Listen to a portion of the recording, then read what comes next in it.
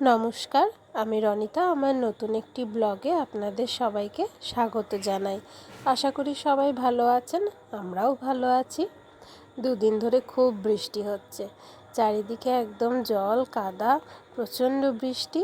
আজকেও তাই, রবিবার, মাঝে মাঝে বৃষ্টি থামছে কিন্তু সারাদিন হয়েই চলছে। তাই আজকে ঘনুকে আর নিয়ে বেরোয়নি, আমি আর কৌশিক দুজনেই বেরিয়েছি। মেট্রো চলে এসছে, এবার মেট্রোতে উঠে পড়বো আমরা। আজকে আমাদের গন্তব্য বেলুড় মঠ। যে বরানগর স্টেশনের ওপর দিয়ে যাচ্ছি, এই স্টেশনটা দেখতে আমার খুব ভাল লাগে, তাই মেট্রোর দরজার সামনে দাঁড়িয়ে দেখছি। একদিকে মেট্রোর লাইন, একদিকে ট্রেন আর একদিকে রাস্তা, পাশাপাশি তিনটেই। বরানগর পেরিয়ে গেলাম, এবার চলে এসেছি দক্ষিণেশ্বর। দক্ষিণেশ্বরে নেমেও পড়েছি। এই দক্ষিণেশ্বর মেট্রো স্টেশনটা হওয়াতে আমাদের বেলুড় মঠ বা দক্ষিণেশ্বর আসাটা বেশ সুবিধাই হয়েছে। আগে না হলে দক্ষিণেশ্বর থেকে বেলুড় মঠ যেতে গেলে লঞ্চ ছাড়া গতি ছিল না। এখন এই মেট্রো স্টেশন থেকে নেমে বাইরেই অটো পাওয়া যায়।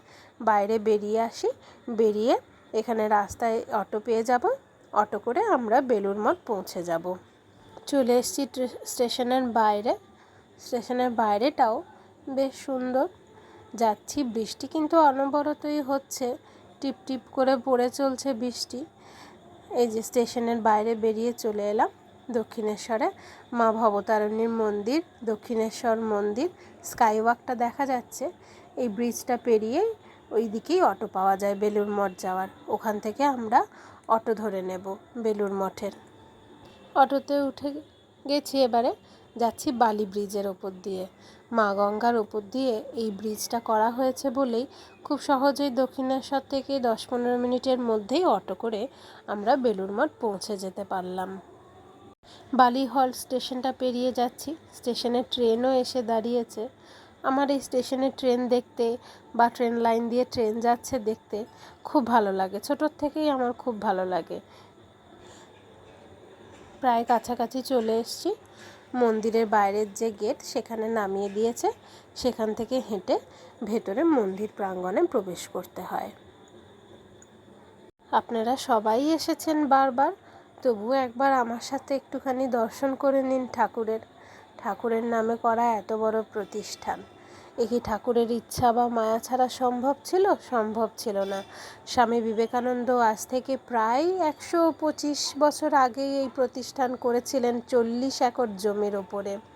এত বড় জায়গায় তৈরি করা সেই প্রতিষ্ঠান, যেটা ভারতের মধ্যে রামকৃষ্ণ মিশনের মূল কার্যালয় হয়ে রইল। আসুন আমার সাথে আপনারাও একটু ঠাকুর দর্শন করে নিন। চারিদিকটা অপূর্ব সুন্দর সাজানো, বৃষ্টি হওয়াতে গাছপালাগুলো পাতায় ভরে গেছে।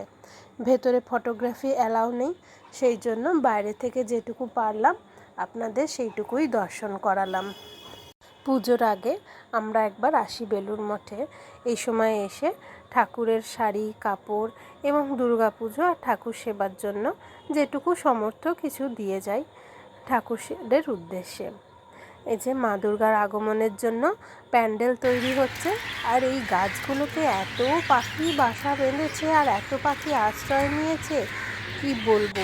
পাখির আওয়াজ আপনাদের কতটা শোনাতে পারছি জানি না, কিন্তু এখানে এক অপূর্ব অনুভূতি। গঙ্গার ঘাট দিয়ে একটুখানি হেঁটে এলাম। গঙ্গার ঘাটেও দেখুন কি সুন্দর পরিবেশটা।